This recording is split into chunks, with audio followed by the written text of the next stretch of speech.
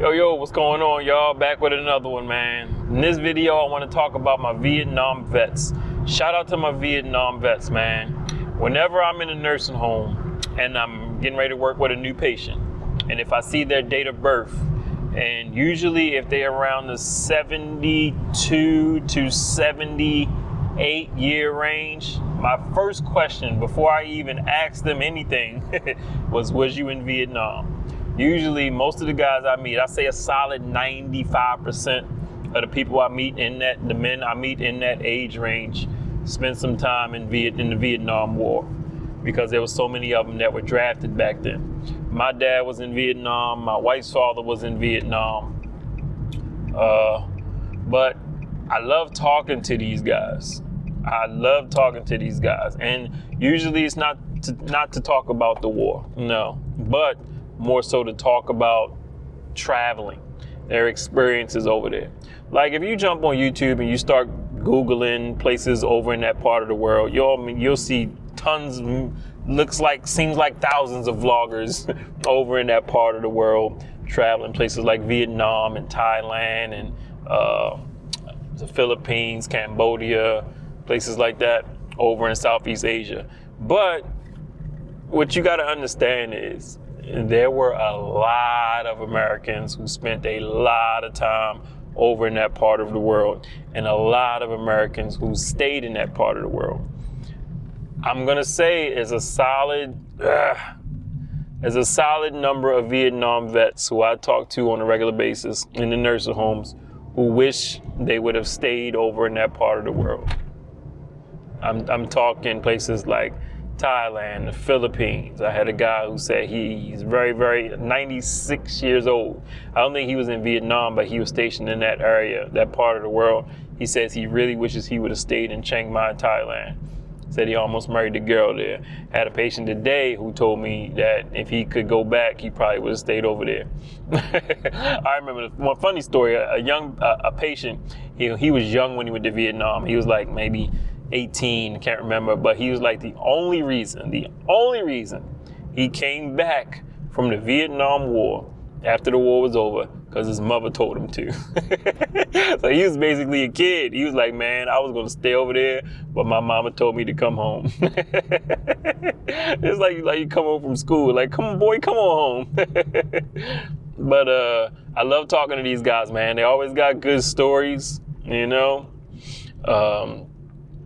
They always talking about their travel adventures, and this has actually made me become interested in Southeast Asia. I've done a lot of traveling over there myself.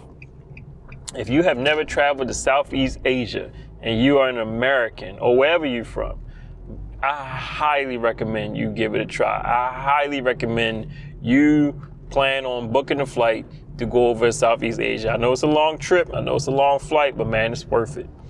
My recommendation, a starter trip for Southeast Asia, I think a starter trip should definitely be Thailand.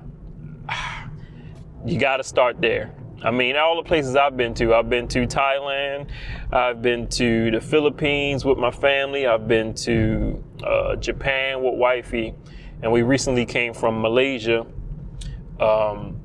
A lot of different parts of Asia, but Southeast Asia in general. I haven't been to Vietnam yet. That's on the list. Haven't been to Indonesia. But my time in Southeast Asia, man, I'm telling you, the cost of living, the food, the nature, the beauty, the convenience, the amenities, the things that you get while you're over there at the low prices, it's worth a trip, man. The food alone, I'm talking fresh fruit, fresh vegetables, just good food. Not overly super processed foods, not a lot. I mean, they got some, but for the most part, you can find fresh food for good prices. The massages, oh my goodness. I was in the Philippines, yo. I got a 2-hour-long full body massage in the Philippines for $4.50. I'm gonna say that again. 2-hour full body massage. 2 hours, $4.50.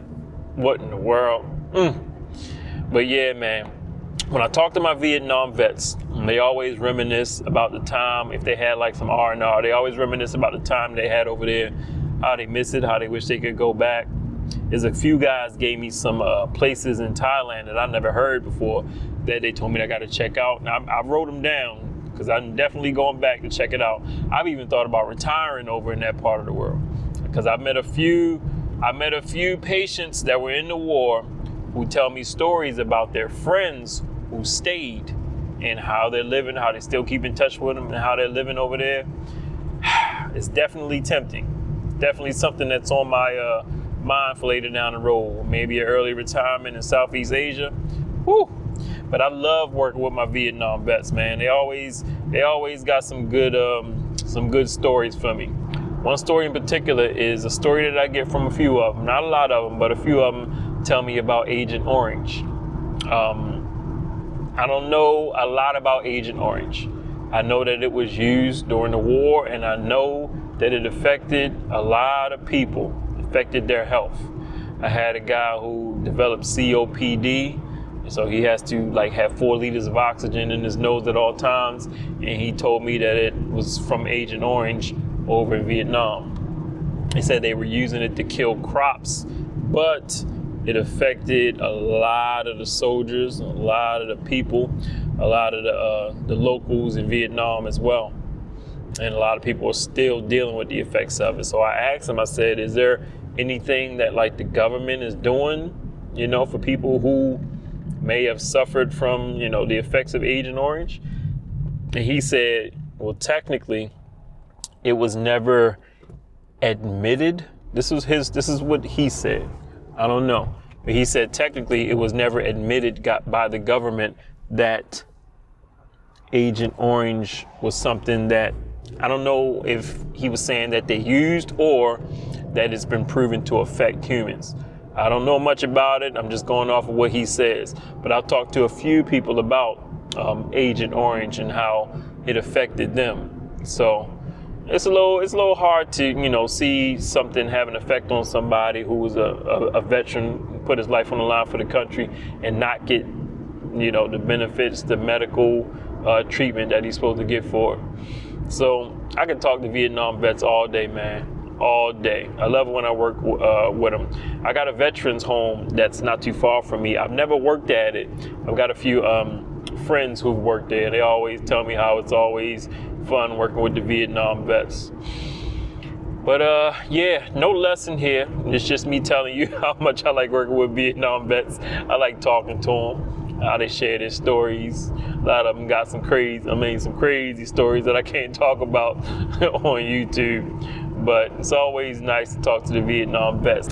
So shout out to the Vietnam vets, man. It's always a good day when I get a veteran on my schedule. I always know I'm in for a good time during our therapy sessions. So that's it for today, man. Just a shout out to the vets. Y'all be cool. I'ma holla at y'all in the next video.